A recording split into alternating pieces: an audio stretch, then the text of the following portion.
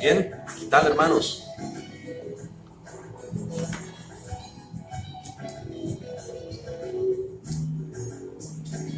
Muy bien, hermanos, ¿qué tal? Les saluda el hermano Fausto y estoy de vuelta para hacer la segunda parte de la enseñanza de la sinagoga de Satanás, desde el cubo negro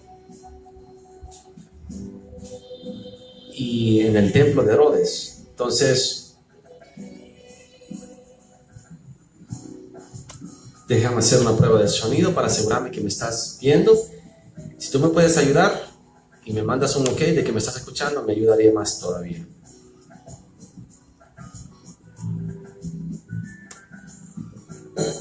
Y me mandas un ok. Ya, muy bien. Ok, hermanos, esta es la parte que se pone interesante y para aquí la sinagoga de Satanás cobra un curso nuevo y es que se fija en un templo. Y uno de los propósitos principales de la sinagoga de Satanás actual es que te enfoques en el templo de Jerusalén. Y los católicos te llevan hacia ahí, los evangélicos te llevan hacia ahí, y todo lo que es la estructura anticristo de los últimos días te quiere seducir a creer en que para que aparezca el anticristo va a haber un tercer templo. Entonces, para poder llegar al templo tenemos que estudiar la historia de cómo sucedió la santificación del templo y qué sucede. Para que entiendas la sinagoga de Satanás tienes que girar en el eje del templo. Así que, ¿cómo empezó lo del templo? Primera de Reyes 11. Vamos a avanzar. Habla del rey Salomón, que fue el que construyó el templo. Y dice, el rey Salomón amó, además de la hija del faraón, a muchas mujeres extranjeras, a las de Moab, a las de Amón, a las de Edom, a las de Sidón y a las Eteas. Y está dicho en la ley de que no entrarán moabitas ni amonitas en la congregación. Y entonces Dios les había prohibido que se juntaran con estas razas. Eso se lo dijo Moisés a Josué. Y Josué se lo transmitió a Caleb y esa ley se mantuvo. No se mezclen con los madianitas, no se mezclen con los moabitas ni con los amonitas, pero Salomón hizo lo contrario. Se emparentó con ellos. Entonces ahí viene de nuevo la sinagoga de Satanás. ¿Qué sucedió? Gente de las cuales había dicho el Señor a los hijos de Israel, no os llegaréis a ellas, ni ellas se llegarán a vosotros, porque ciertamente harán inclinar vuestros corazones tras sus dioses. A estas pues se juntó Salomón con amor, y tuvo 700 mujeres reinas y 300 concubinas, y sus mujeres desviaron su corazón.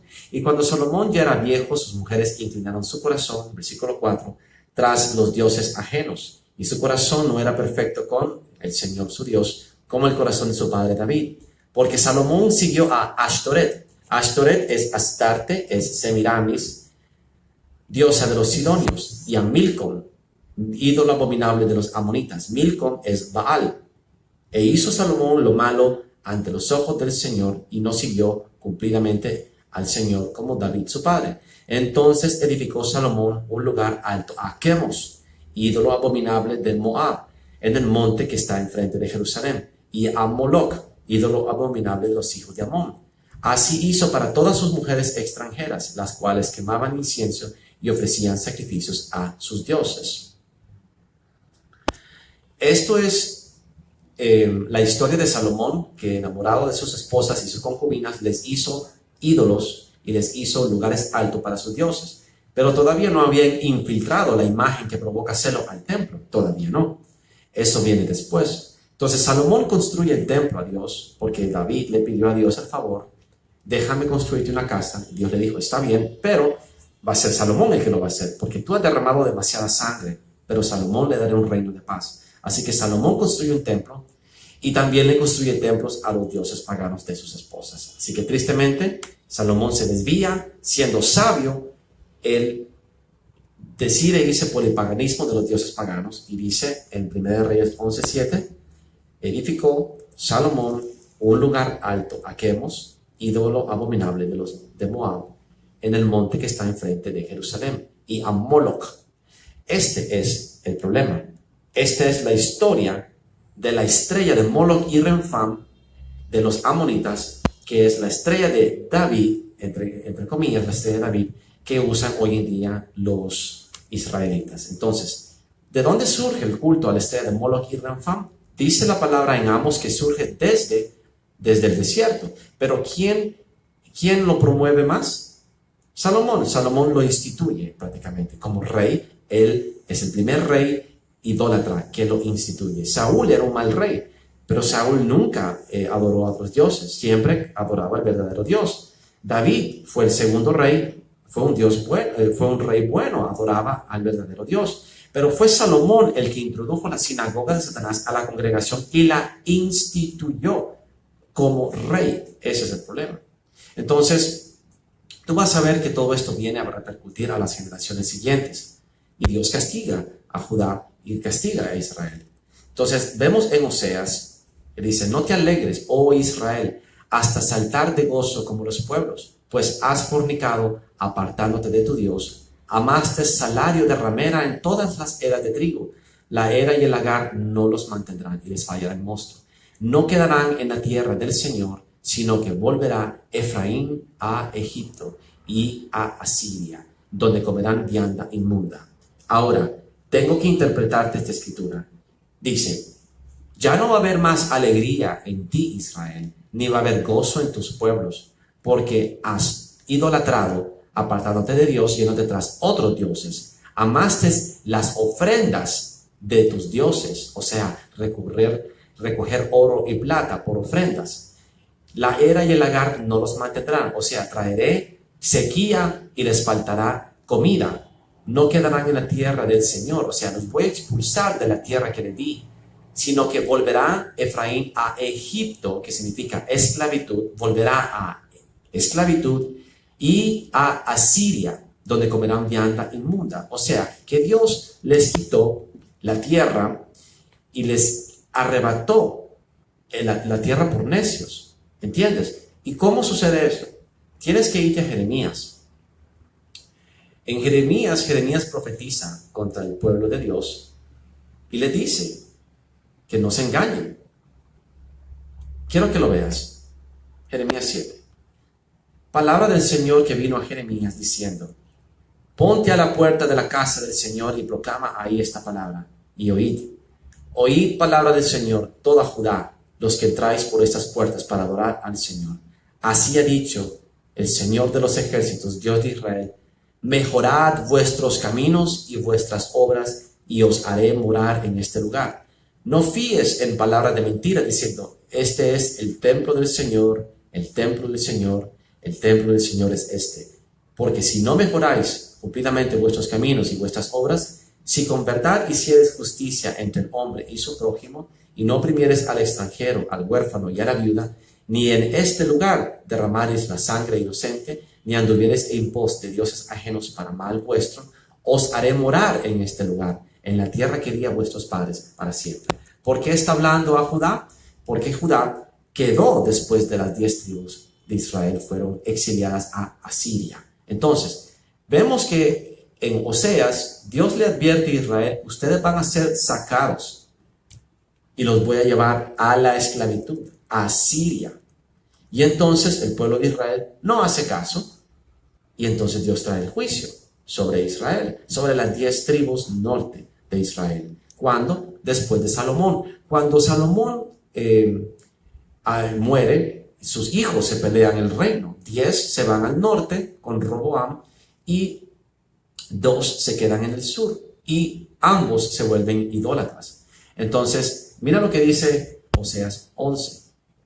Cuando Israel era muchacho, yo lo amé, y de Egipto llamé a mi hijo. Esto es profético de Jesús, pero también es histórico, porque de Egipto, de la esclavitud, sacó a Jacob, a Israel.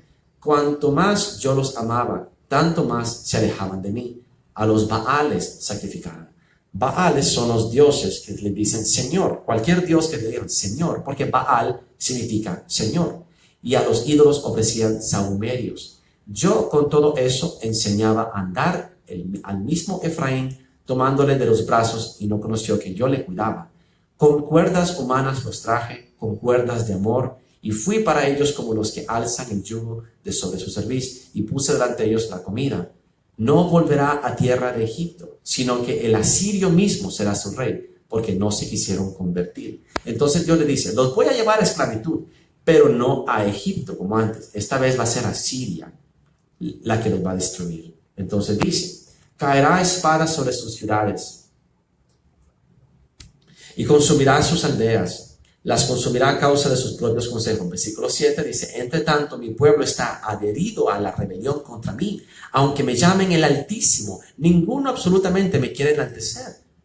Entonces, todo esto lo dicta el Señor. Como ave acudirán velozmente de Egipto y de la tierra de Asiria como paloma, y los haré habitar en sus casas, dice el Señor. O sea que Dios les promete que a pesar de que los va a exiliar, los va a traer de vuelta. Entonces, ¿qué sucede? Exactamente tal como Dios lo dice. Él se lleva en cautiverio a todas las 10 tribus de Israel a Asiria. ¿Y qué sucede en Asiria? En Asiria, el rey asirio manda a gobernar, a poblar con gente de sus pueblos en Betel.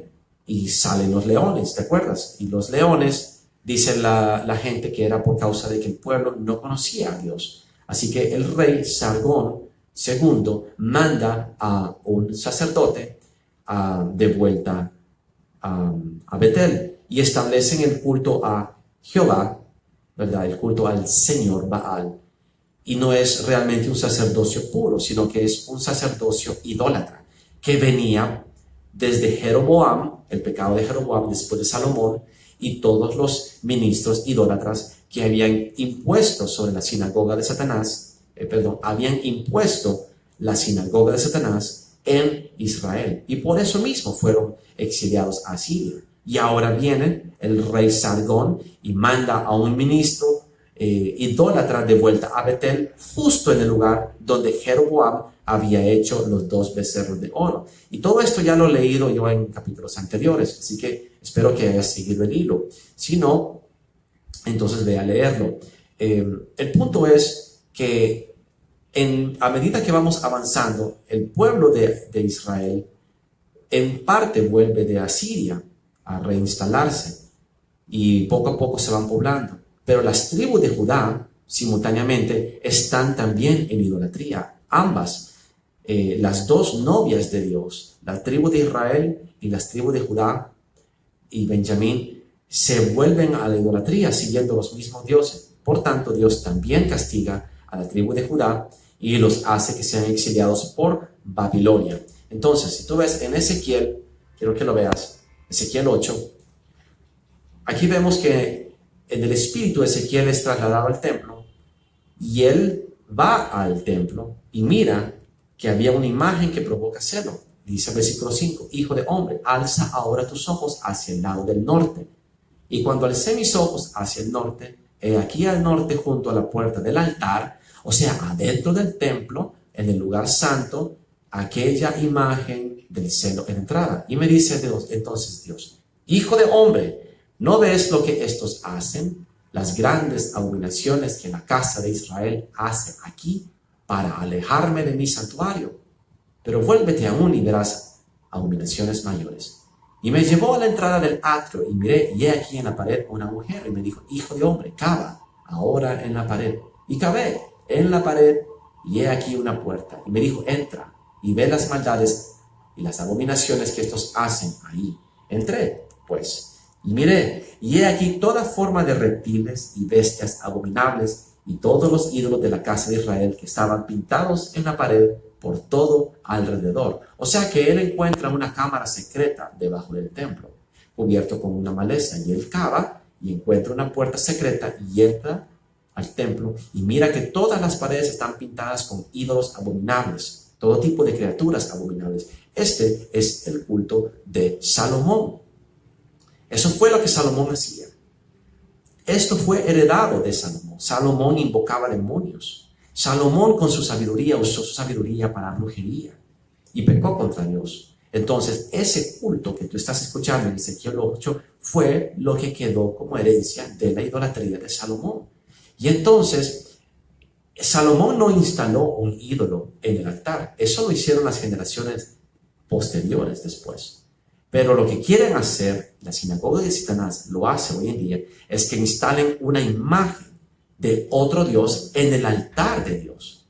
Y eso lo vas a ver que se repite una y otra vez hasta los últimos días. Y es un principio básico que se refleja en 2 Tesalonicenses, capítulo 2, donde menciona el hijo de perdición, el que se sienta en el templo de Dios, haciéndose pasar por Dios. Esa es la abominación desoladora. ¿Qué es la abominación desoladora?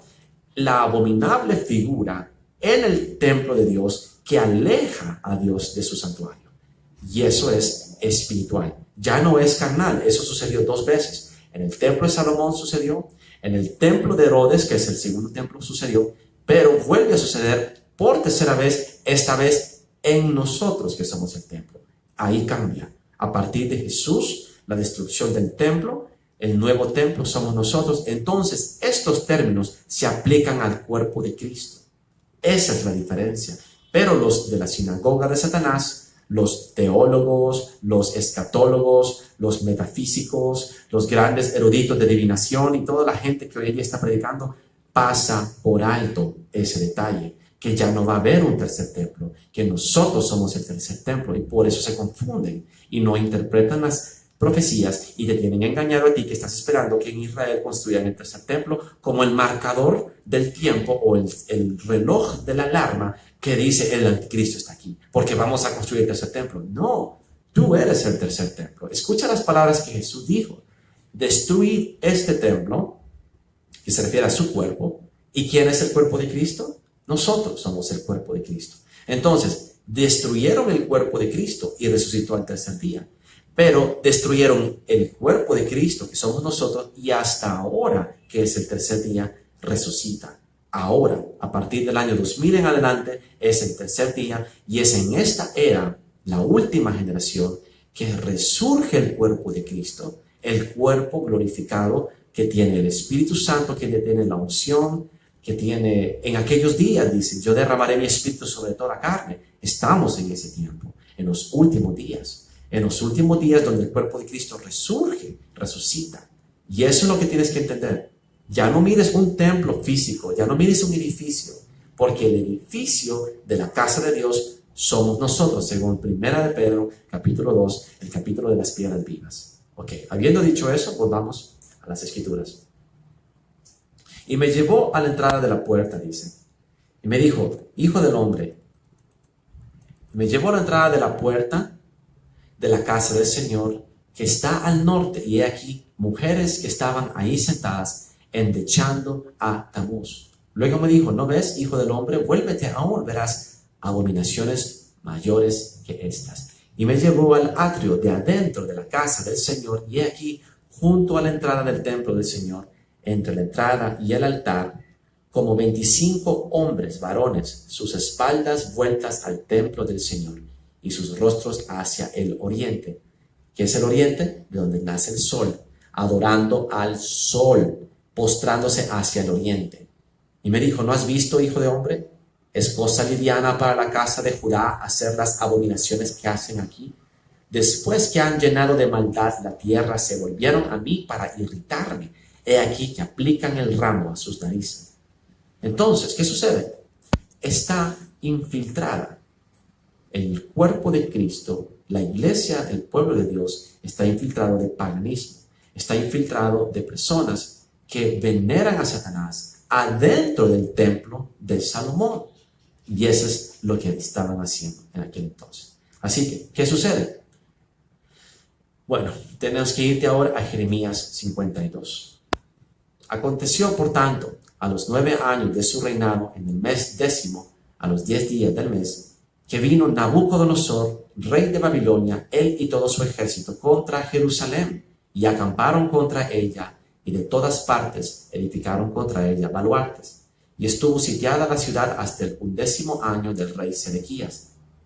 En el mes cuarto, a los 9 días del mes, prevaleció el hambre en la ciudad hasta no haber pan para el pueblo. Y fue abierta una brecha en el muro de la ciudad, y todos los hombres de guerra huyeron y salieron de la ciudad por la noche por el camino de la puerta entre los dos muros que había cerca del jardín del rey, y se fueron por el camino del Arabá, el desierto, hacia la Arabia Saudita, estando aún los caldeos junto a la ciudad alrededor. Y el ejército de los caldeos siguió al rey y alcanzaron a Sedequías en los llanos de Jericó, y lo abandonó todo su ejército. Entonces atraparon al rey y le hicieron venir al rey de Babilonia a Ribla, en tierra de Hamat, donde pronunció sentencia contra él. Entonces Nabucodonosor sitió Jerusalén y cayó. Las 10 tribus cayeron bajo Asiria. Judá cayó después bajo Nabucodonosor. Entonces tenemos a Babilonia, destruye, y después, tenemos a Asiria que destruye a las 10 tribus de Israel, las lleva cautivas, y después Judá hace lo mismo. ¿Por qué? Por la idolatría. Así de sencillo. Entonces la sinagoga de Satanás se viene fraguando durante siglos, te lo vengo explicando. Mira lo que dice después.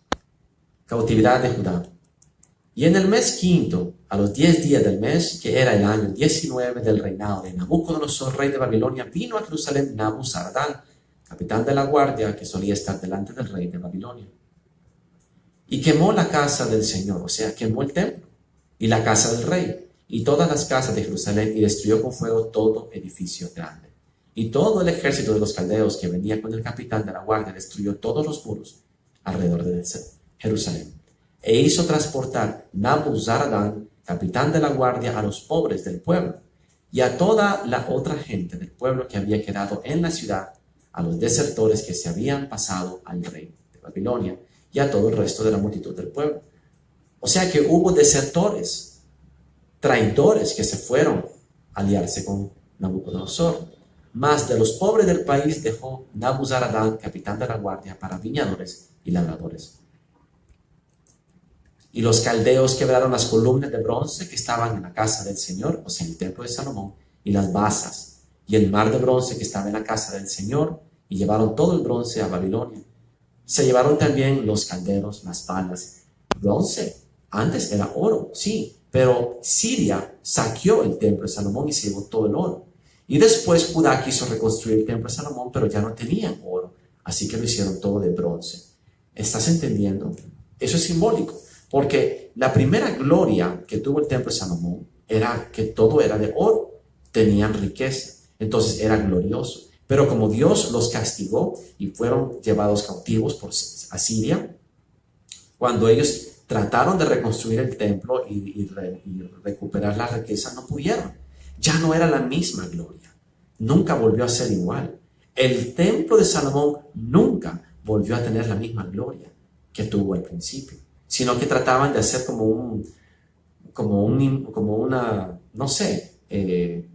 trataban de imitar la gloria primera, pero nunca pudieron.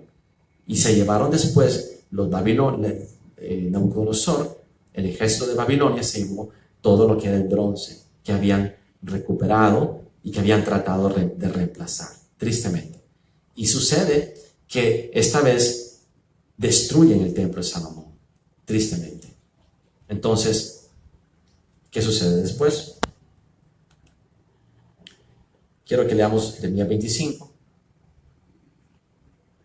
Palabra que vino a Jeremías acerca de todo el pueblo de Judá en el 4º año de Joaquín, hijo de Josías, rey de Judá, el cual era el año primero de Nabucodonosor, rey de Babilonia. La cual habló el profeta Jeremías a todo el pueblo de Judá y a todos los moradores de Jerusalén, diciendo: desde el año 13 de Josías, hijo de Amón, rey de Judá, hasta este día, que son 23 años, ha venido a mí palabra del Señor, y he hablado desde temprano y sin cesar, pero no me habéis escuchado. Y envió el Señor a vosotros todos sus siervos, los profetas, enviando desde temprano y sin cesar, pero no oísteis, ni inclinasteis vuestro oído para escuchar.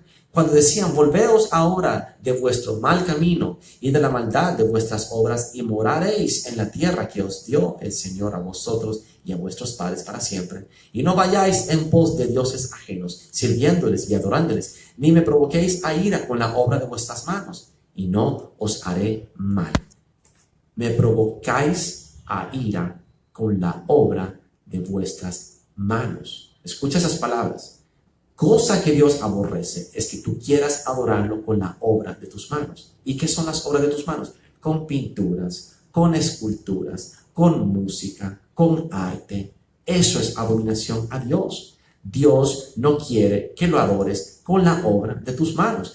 Por eso Él rechazó el sacrificio de Caín, porque Caín labraba la tierra y era la obra de sus manos la que le traía a Dios. Pero Abel, del primogénito del ganado, le traía a Dios, que era de la obra de la mano de Dios. Y Dios aborrece la gente que idolatra la obra de sus manos, los artistas, por ejemplo. Por eso para mí es imposible reconciliar los músicos cristianos, porque los músicos adoran a las musas de la música, que son demonios de inspiración espiritual que traen ritmos y canciones, y no puedes agarrar la música que viene de las musas y ser un músico cristiano. No puedes, ¿entiendes? La verdadera adoración de Dios no es con música, es con sonido de trompetas y con arpas y con nada más es sonido, es alabanza de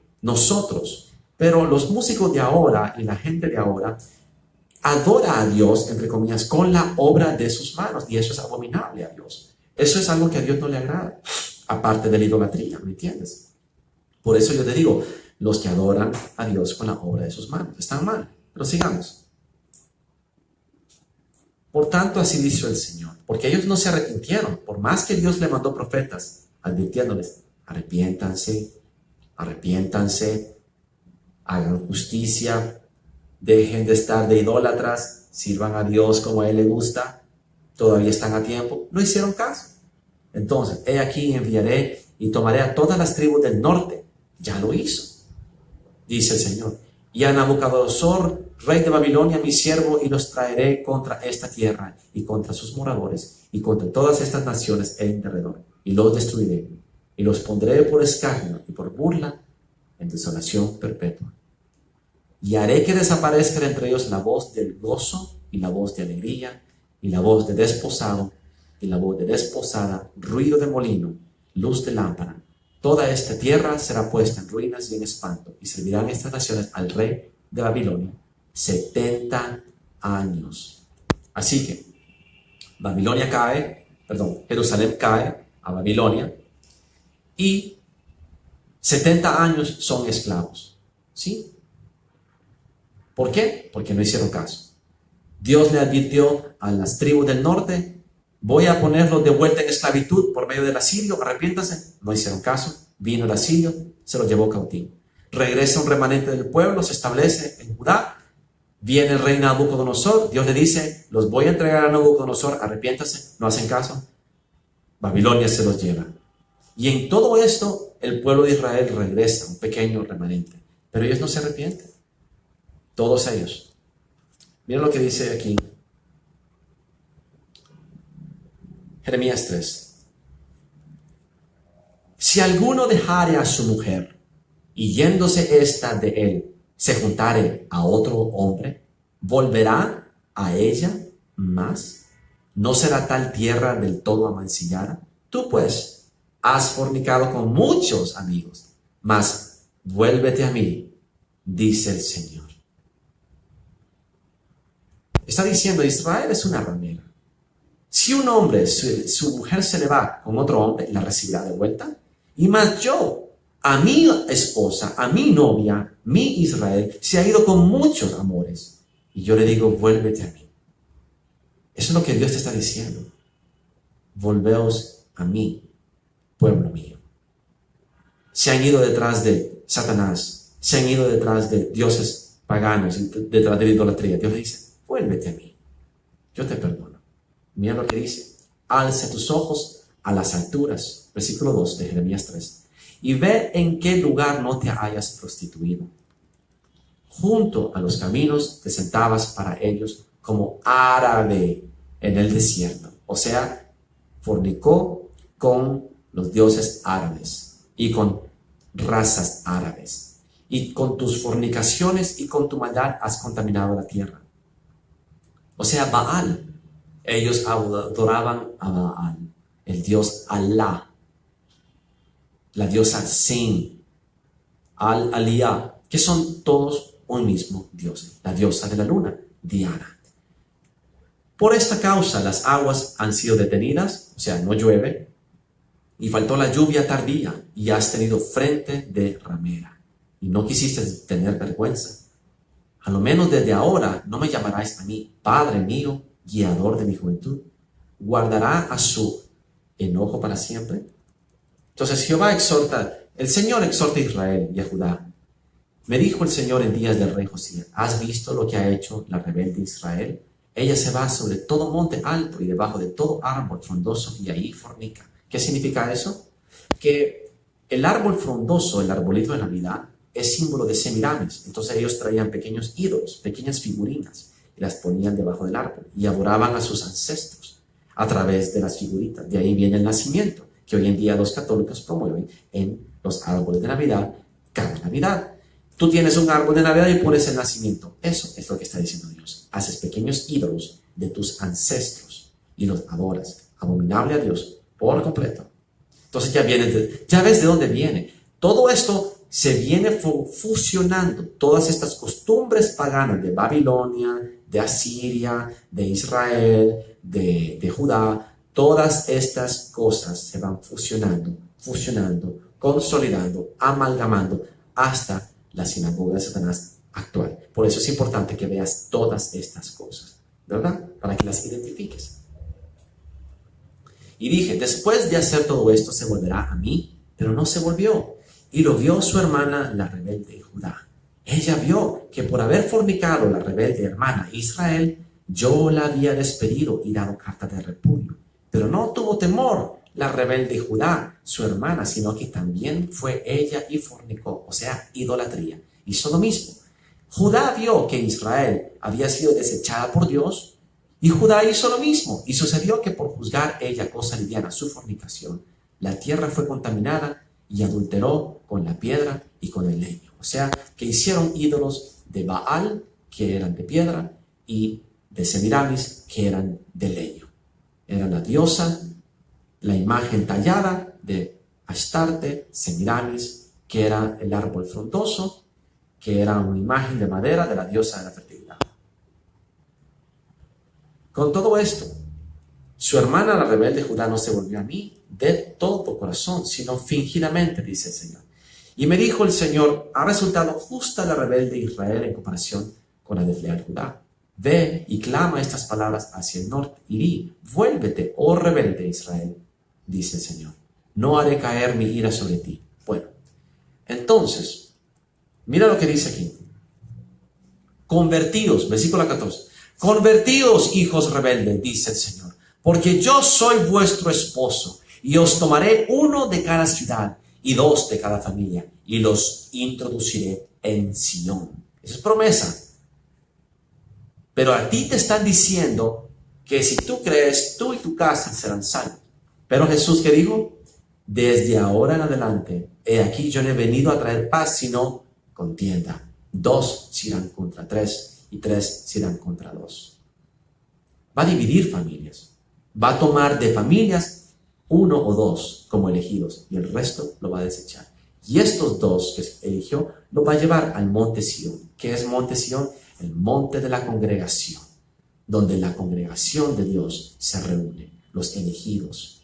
No son los 144,000, ojo, son los elegidos, los que están inscritos en el libro de la vida, ¿sí? El pueblo santo de Dios, los hijos de Dios. Y acontecerá que cuando os multipliquéis y crezcáis en la tierra, en esos días, dice el Señor, no se dirá más arca del pacto del Señor. Ni vendrá el pensamiento, ni se acordarán de ella, ni la echarán de menos, ni se hará otra. ¿Por qué? porque el arca del pacto se guardaba en el templo de Salomón hasta el día de Jeremías. ¿Qué hizo Jeremías? Eso es lo que quiero que veas. Para eso tienes que irte a Segunda de Macabeos, capítulo 2. Segunda de Macabeos, capítulo 2. En uno de los documentos que se encontraron entre los antiguos archivos, el profeta Jeremías les pedía a los judíos que fueran llevados presos a lo que hoy es Persia, que se hicieran cargo del fuego, tal como ya se ha dicho. Les entregó la ley de Moisés y les encargó que siempre pusieran en práctica los mandamientos de Dios. Los animó a no dejarse engañar por los oídos de las otras naciones, por más que estuvieran hechos de oro y plata y cubiertos con muchos adornos preciosos. Además, les dio otros consejos y recomendaciones para animarlos a obedecer siempre la ley de Moisés. En ese documento, escucha lo que dice versículo 4. En ese documento también se narra que el profeta Jeremías, obedeciendo una orden de Dios, o sea que fue el mandato de Dios, tomó la carpa comunitaria que era del tabernáculo y el cofre del pacto y se dirigió al cerro desde el cual Moisés dio la tierra prometida. ¿Qué es el cofre del pacto? El arca del pacto. ¿Te acuerdas el arca del pacto? La que llevaban los israelitas y que tenían 2 querubines donde se guardaban los 10 mandamientos. El arca del pacto. ¿Dónde está el arca del pacto? Mira lo que dice aquí.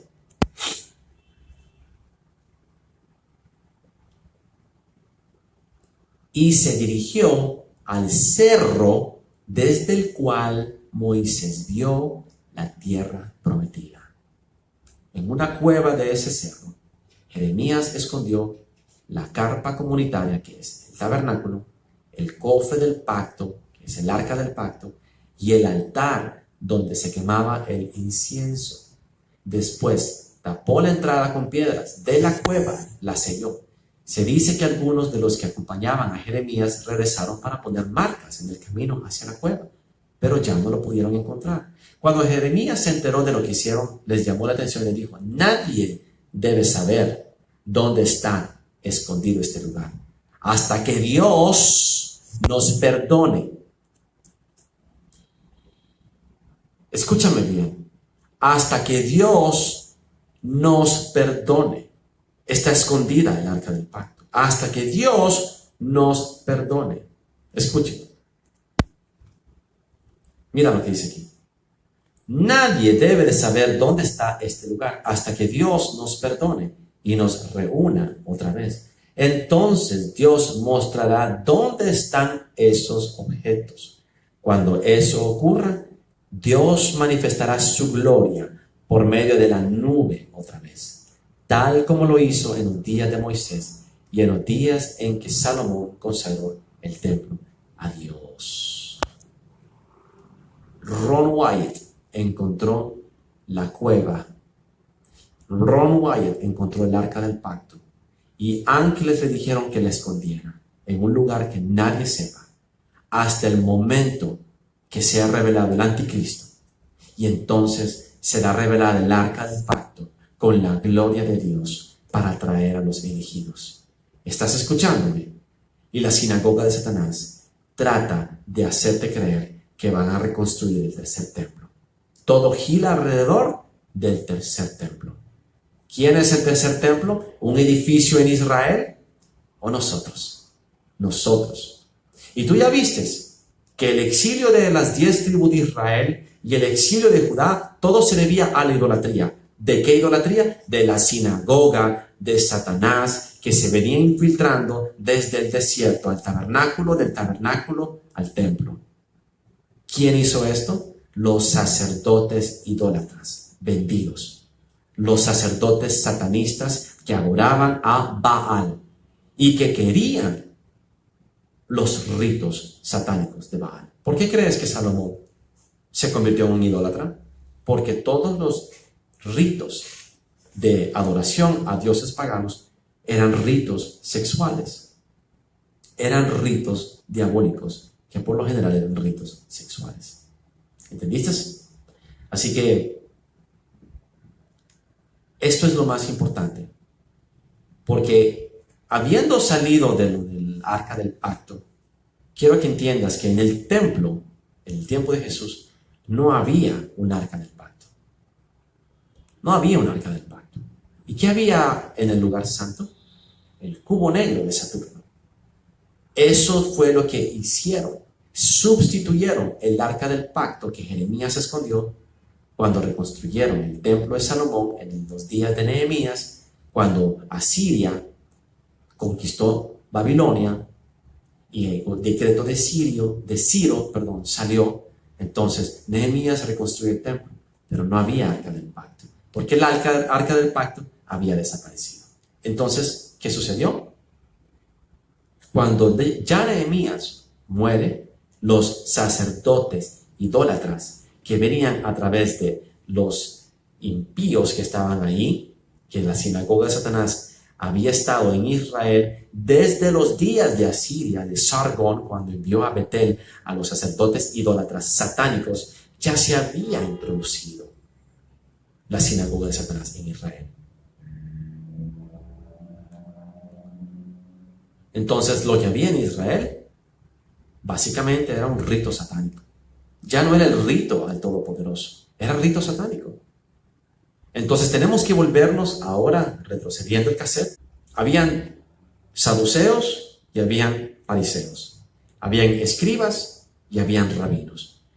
¿De dónde surgen los rabinos y los fariseos y las sinagogas?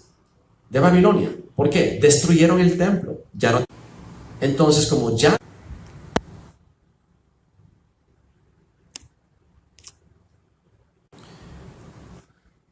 destruyeron el templo de Salomón, entonces cuando fueron llevados exiliados los israelitas a Babilonia, lo único que pudieron hacer es formar sinagogas, lugares de reunión secreto. Cuando regresan del exilio de Babilonia, ¿qué sucede?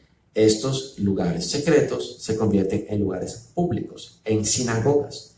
¿Y qué pasó? En Babilonia lo que hicieron fue que los rabinos se establecieron y ellos empezaron a restablecer el culto a su Dios, Yahweh o Yahvé o Jehová, como él quiere decir, el Dios Todopoderoso según ellos.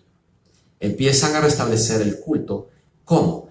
Por medio de los ancianos, los que ellos decían que eran los descendientes de los 70 ancianos del Sanhedrin, y por medio de los sacerdotes, dicen de que cuando ellos estaban en el monte Sinaí, cuando Moisés subió más arriba, a Moisés le fue dada la Torá, pero que a los ancianos que estaban abajo, ellos escucharon la ley de la tradición, o sea, el Talmud. Entonces, ellos empezaron a fingir diciendo que tenían otra ley y le empezaron a dictar una ley oral de tradición. Y Jesús lo dice: vosotros habéis invalidado la Torá por la tradición. Y la tradición era la que los 70 ancianos constantemente recitaban. Entonces, los fariseos eran defensores de esta tradición. Cuando salen de Israel y se establecen en Babilonia, comienzan los rabinos a restablecer y reconstruir el Talmud, que según ellos había sido perdido desde el monte Sión, desde el monte Sinaí.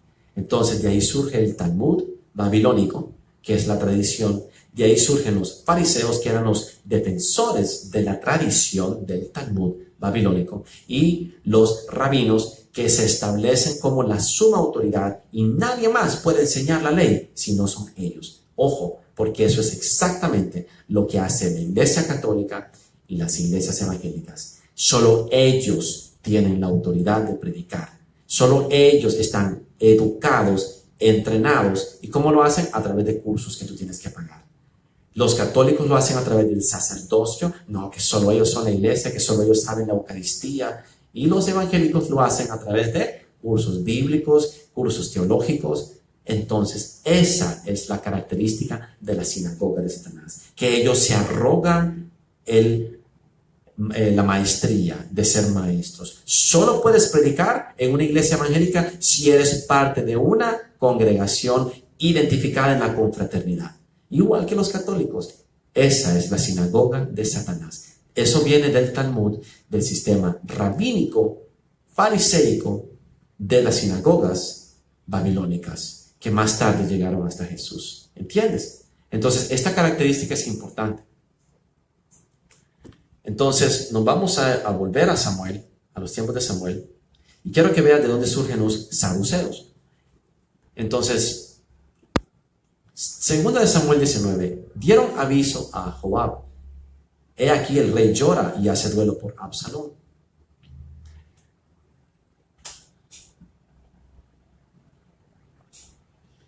Permíteme, quiero buscar. Aquí está. Y el rey David envió a los sacerdotes Sadoc y Abiatar.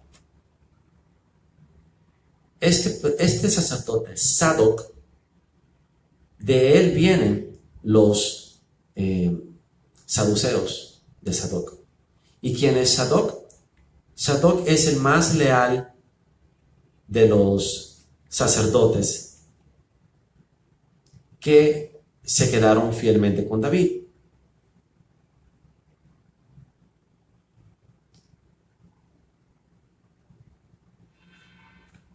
Quiero mostrarte algo.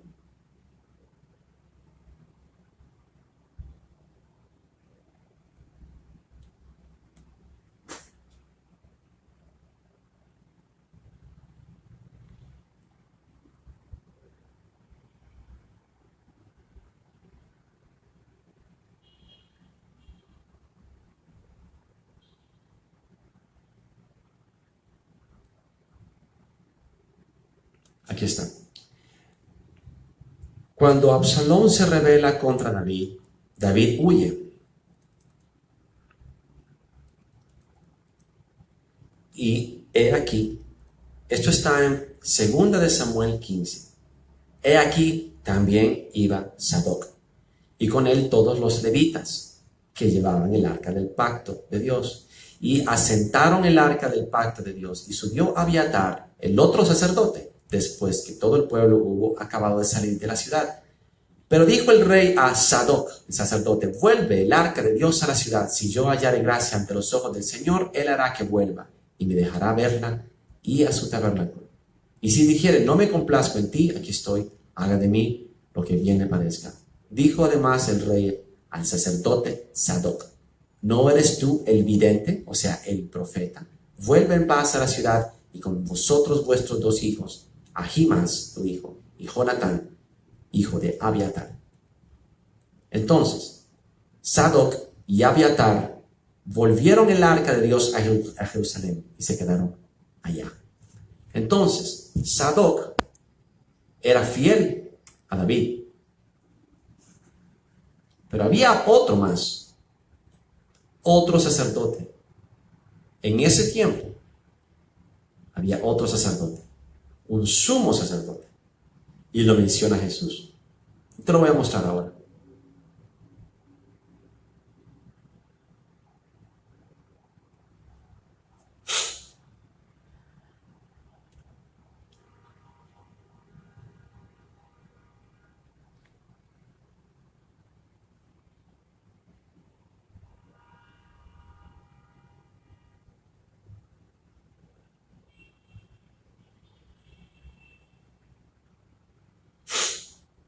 Permíteme.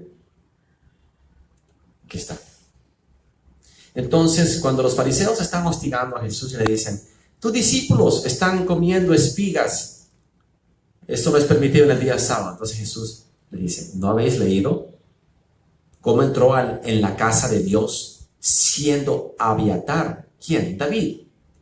David, cuando vio que sus hombres tenían hambre, entró en la casa de Dios siendo Abiatar, el sumo sacerdote, y comió los panes de la propiciación, de los cuales no es lícito comer, sino solo a los sacerdotes, y aún dio a los que con él estaban. Entonces, Abiatar era el sumo sacerdote. Pero ¿quién es Abiatar? Quiero mostrártelo. Y el rey Salomón envió por mano de Benaía, hijo de Joiada, el cual, y a Abiatar, sacerdote, sumo sacerdote, Abiatar, el mismo que acaba de mencionar Jesús, le dijo: vete a Anatoth, a tus heredades, que tú eres digno de muerte. ¿Por qué? Porque él se unió a Absalón. En vez de ser fiel, se unió a la rebelión. Mas no te mataré hoy, no a Absalón, no, al hermano de Salomón. Creo que era Adonía. Sí. Abiatar traicionó a Salomón y se alió con los enemigos de Salomón. Entonces Salomón dijo: tú eres digno de muerte, traidor, pero no te mataré hoy, por cuanto has llevado el arca del Señor delante de David mi padre. O sea, por honra que serviste a mi padre. Y además ha sido trabajado en todas las cosas en que fue trabajado mi padre. Así expulsó Salomón a Abiatar del sacerdocio del Señor, para que se cumpliese la palabra que el Señor había dicho sobre la casa de Elí en Silo. Porque Elí, Dios le había profetizado en Samuel 2, en 1 Samuel 2, que porque él honraba más a sus hijos, Dios iba a raer a su descendencia del sacerdocio. Y ese fue el último sacerdote de esa familia. Entonces, Salomón ungió a otro sacerdote. Y ese fue el sacerdote Sadoc. Entonces, cuando Salomón le da a Sadoc el sacerdocio, de los sadoquitas, los descendientes de Sadoc, de Salomón, del templo de Salomón, generación tras generación, aparecen los saduceos. ¿Y quiénes eran los saduceos? Ellos eran estrictos guardianes de la Torá, de la ley escrita. ¿Y quiénes eran los fariseos? Estrictos guardianes de la ley oral, la tradición. ¿Ves la diferencia? Esa es la diferencia esencial de los dos. Los saduceos no creían en la resurrección, ni en demonios, ni nada de eso. Eran como que limitados. Los fariseos sí. Los fariseos tenían una interpretación más liberal, pero se volvieron celosos de su ley y de su tradición. Tanto así que ellos mantuvieron un monopolio de la religión judaica y ellos se imponían. ¿Por qué? Porque más tarde se convierte en un poder político, en un partido político. Entonces, eso es lo que te quiero enseñar en el capítulo de mañana. Porque quiero que mañana tú entres de lleno en ese estrecho lugar entre el Nuevo Testamento y el Viejo Testamento, cuando Jesús aparece, y veas cómo eran en los días de Jesús las pugnas que habían entre los saduceos y los fariseos por ejercer el poder, que al final son los fariseos los que triunfan, y ellos establecen el orden eclesiástico, por decirlo así, judaico, hasta el fin de los siglos, hasta el día de hoy, y forman la sinagoga de Satanás. Así que esta mañana te hago la otra parte, la parte 3, y entramos de lleno a los días de Jesús y se pone caliente la cosa. Porque ya habiéndote dado este antecedente de quiénes eran los saduceos y los fariseos, ahora te voy a enseñar la esencia de la sinagoga de Satanás. Y se va a poner intenso mañana. Esto solo fue una introducción. Ayer fue nuestra introducción escritural y hoy también. Y ahora viene lo bueno, lo caliente. Hasta mañana. Que sea bendecido en el nombre de Jesús.